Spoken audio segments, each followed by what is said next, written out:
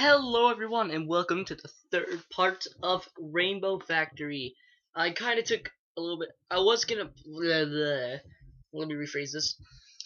I was planning on doing the full fanfiction reading last night, well, when I started it, but I went through part 1 and part 2, and I recorded part 3, but part 3 ended up being a half an hour long, and my editing program was just like, haha, no, I'm not gonna let you edit it at all. So the thing was actually kind of like really bad because it wouldn't let me upload because the video was too long. So I'm gonna get that whole thing set up later today, maybe once I'm done reading a couple of things, and maybe getting some arrangements set up for certain things like getting my YouTube time limit extended and things like that. But yeah. So shame. So I took the rest of the night off from reading this, and I went to bed once I figured out that half an hour of reading this fanfiction wasn't able to be uploaded. But anyway, time for some disclaimers. The art you see is by Hectorus, I think his name is Hectorus. Hectorus.deviantart.com, I think is what his thing is. The story is written by Aurora Dawn. I do not own any of the story or artwork, nor do I own MLP franchise. Now that that's been taken care of, let's continue on where we left off. They were walking down a series of halls, and with vibrating machines and assembly lines lying in the way, occasionally ducking under low-hanging wires or carefully stepping over steaming pipes. As they walked through, the building became cooler and cooler. All three were watching, sensing, looking out. All three were watching, sensing, looking for a way out. They couldn't see any. Now let me tell you a story. Cloudsdale is where the weather is made. Without us, the rest of Equestria would starve, freeze, drown, and generally not be a very happy place. That gives us a special honor, one that can't be tainted by, incompetent foals like you. How could the world look up and trust us if Pegasi like you are flying around wearing the Cloudsdale name? No. We needed to do something with all of you, and then we got a delicious idea. One day, over 1,000 years ago. Those were some smart ponies back then. I'll say, you don't find too many of them these days. But I digress. Here now, through these doors, quickly now, before more encouragement is supplied. Dr. Atmosphere opened a heavy-looking door in the cramped corridor, and offered a hoof inside. Skulu stared up at him. He glanced at a suited pony. Skulu and the others walked inside as he laughed again. Enjoy the rest of your pitiful life. And with that, he slammed the door closed. They all turned and looked at the big room they had been led to. It's fairly open and empty, almost like a theater room. At one end of the room, there were 6 square vats, each one nearly full with individual spectra. Above them was a peculiar-looking machine. From a central stack, 6 hoses broke off and led above each of the I'm reading that really weirdly. Okay. From a central stack, 6 hoses broke off and then led above each of the individual vats. At the top of the stack was a single opening, red with rust despite the rest of the machine being shiny and clean. Even further above was the fairly complex-looking object, with chains and gears hanging off the beams and pipes loosely. Running even higher than the whole machine was the length of the scaffolding, with doors on either side leading out of the room. Door on the floor, a small collection of defeated, crying ponies sat chatting quietly. Those suits there, those are from the other flight school across town, Aurora informed, sounding shocked. And those other ponies sitting over there, see? I remember a trip we went on with Levitating Acres private school. I remember them from that trip. So this is where all the failures go? Not deported, but forced to work forever? Orion sobbed quietly. In exchanging for helping someone, he had doomed himself and his good friend to a life of servitude. Skulu reached a reassuring wing over and lifted his chin. She smiled at him, understanding his depression. At least we don't have to go through it alone, she cooed softly. Suddenly there was a commotion in the group of ex-students. One pony from an unidentified school took off, headed towards one of the doors on the scaffolding. Immediately, two Sooty ponies launched at record speed and both clipped the flyaway with their tasers. The pony spasmed in the air and then dropped like a stone, with an audible crack as they landed. And a violent burst of twitching, all the other ponies walked back, staring horrified at their friend. They watched hopefully for a long time. He didn't move.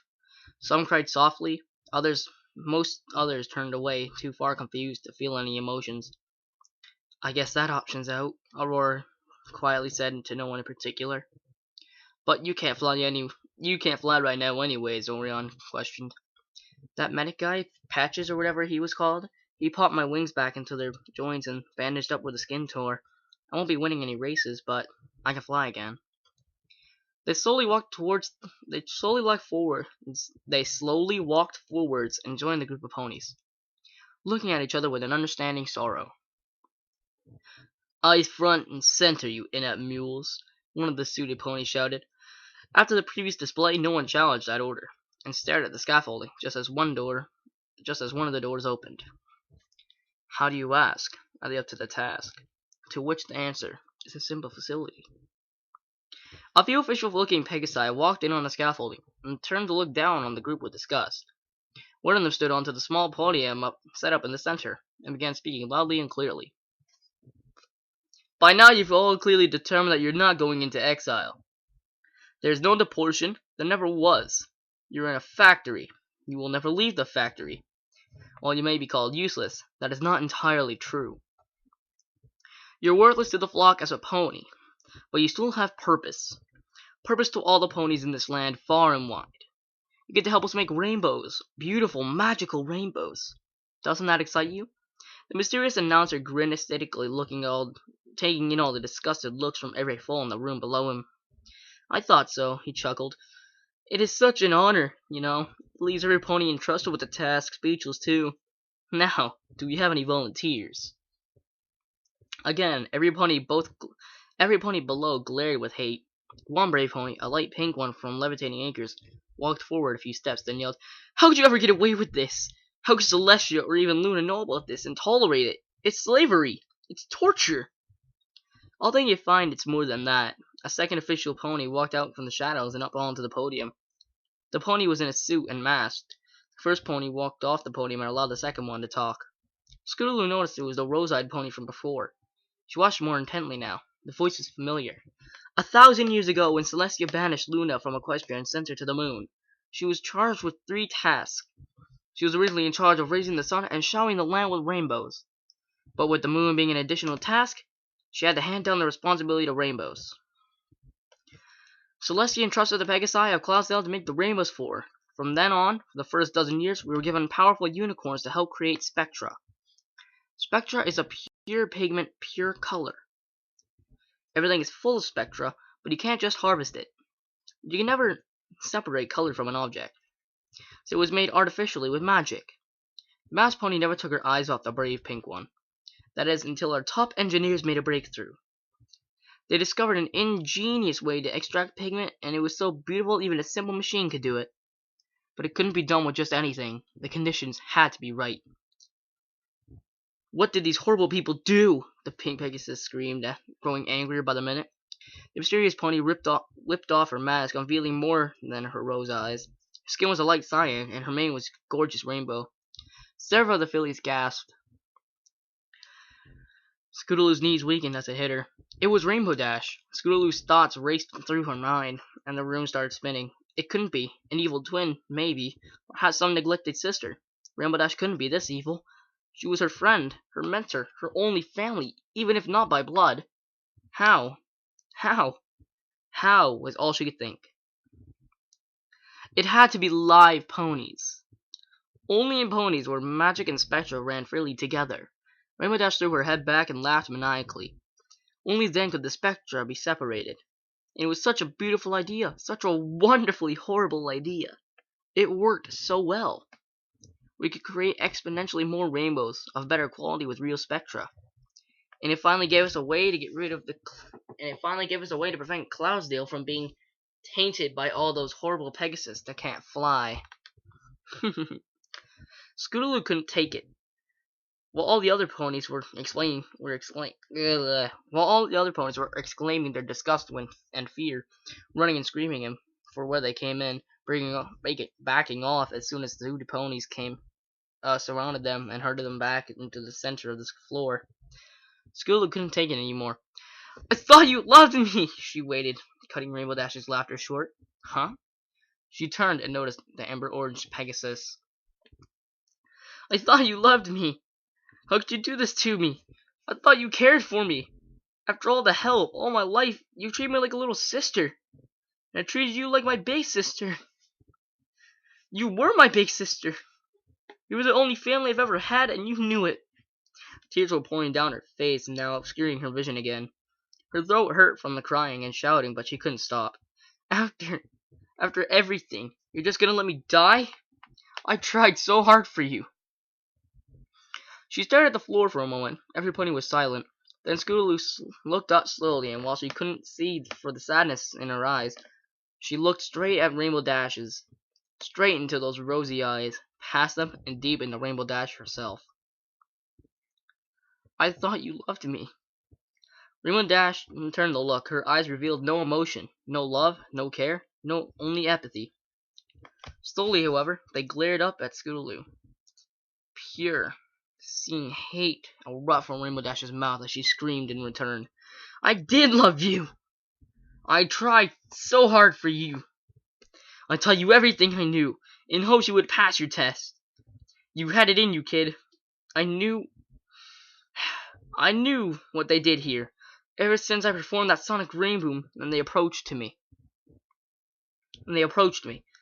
They wanted to find out more ways to make Spectrum. They thought that if I was capable of making rainbows, I could help them make its components. Well, they couldn't. But I learned a lot about this place. I'm the manager here now, you know. I worked my way up, in secret, pretending to only be simple weather control. How do you think I could afford that massive house over Ponyville? How do you—" She trailed, shaking her head, remembering her anger suddenly. "I tried, alright. It was up to you to save yourself. You didn't just fail yourself. You didn't just fail Cloudsdale. You failed me. You failed me. And that's the worst thing you could have done. You aren't just dead to Cloudsdale now. You're dead to me." The room tilted as Scootaloo tried to comprehend what she was told. Her mind broke. As she was totally unable to focus on anything, she stumbled slightly, until Orion held open a wing, and she clung to it for stability. Rainbow Dash noticed this, and pointed and yelled with more fury. "You can't have happiness! You ruined me! Now I'll ruin you!